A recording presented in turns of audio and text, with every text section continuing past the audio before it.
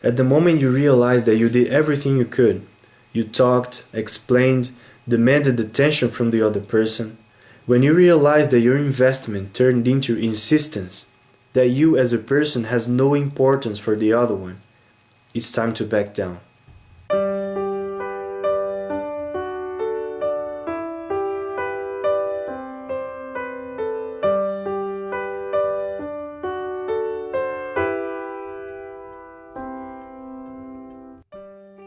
Sometimes we have to stay inert so that some things can work. One should stay quiet, still, and wait to see if what you planted is going to flourish or not. In this case, concerning relationships, maybe it's time to disappear. Stop calling, texting, stop following on social media or physically. It's not easy, and your heart won't suddenly convince itself that maybe it has no future.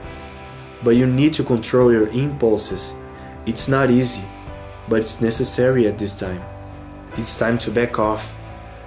At this point, you'll be able to see if the person knows where to find you, but doesn't care about it. If they met your qualities and virtues, but doesn't value it. Allow yourself to stop hearing so much no's that tired your spirit already. Give yourself time to see if the person got used to your presence, and because of this, you don't see a smile anymore when you show up. You'll notice if they didn't get along with you enough. You'll realize if they always gave you doubt instead of assurance. If you have walked together, see if he or she have forgotten how good your company is and still have chosen to live without it. You should be missed for a while. I know it's risky, but you have to be conscious if you're living an illusion. And if you are, you need to have the courage to get rid of it. Life is much more than what your illusions determine. There are tons of wonderful people out there searching for somebody just like you. We need to have the courage not to suffer, because if you face the reality and move forward, you'll suffer less. Life goes on, while we insist in desiring somebody who's gone. Because while we are spoiling and checking them on Instagram or WhatsApp, life keeps going on and many interesting things are being left behind. Leave the scene, disappear, invest in yourself. Change your look, your habits, hang out with friends, travel alone, study something new. Hold on to God and try to get to know Him and find God inside your heart. Read new books, watch different movies. If you used to act insecurely, inconveniently, obsessively, get rid of these aspects.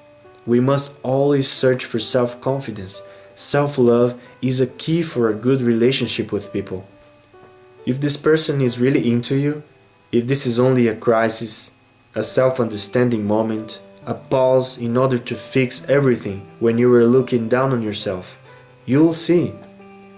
He or she will come after you, their feelings will connect to yours, and you'll both start walking on the same direction. But if nothing happens, if they don't miss you, have in mind that this is the best thing that could have happened. Because what you thought that existed, actually, it doesn't. Do you understand? If what you're living is an illusion, I have a short story that can picture pretty well this moment in your life. Once upon a time, there was a bear that used to walk through the forest. He was hungry, and it was a scarcity moment. Suddenly, he started to smell something really good that led him to an empty camp. The smell was coming from a huge pan burning upon a fire pit. He grabbed the pan with both arms, dove his head inside it, and started to eat the food that was cooking inside it. He realized that he was feeling such a pain. His paws, chest, and other parts of his body were being burned by the heat of the pan. The bear had never felt that and interpreted that pain as something that was trying to get the food from him. So he started to moan loudly, and the more he hurt, the tighter he grabbed the pain. And the more pain, the more screaming. the more tighter he held it.